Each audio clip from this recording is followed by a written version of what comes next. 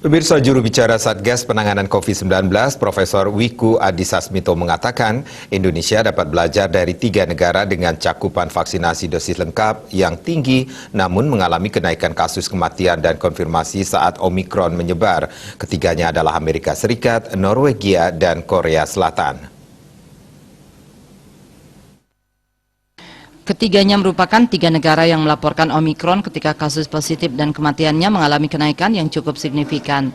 Ia mengatakan 3 negara ini cakupan dosis vaksinasi lengkapnya sudah melebihi 60%.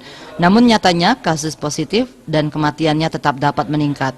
Seperti di Amerika Serikat cakupannya mencapai 61%, namun tidak dibarengi pengaturan kegiatan masyarakat, mobilitas, dan perjalanan antar negara yang terus meningkat.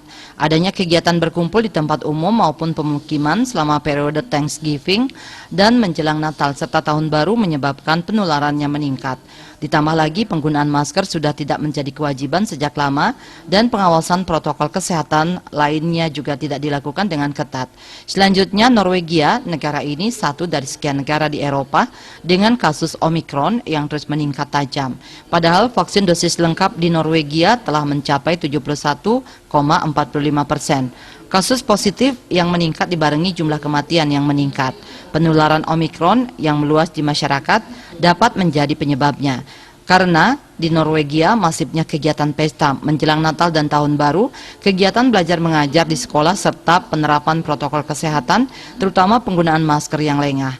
Ditambah lagi perjalanan dari dan ke sesama negara Eropa yang tinggi tidak dibarengi dengan peraturan ketat terhadap syarat perjalanan.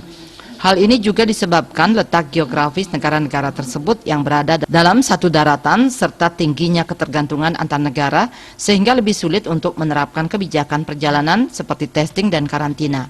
Bali Post melaporkan.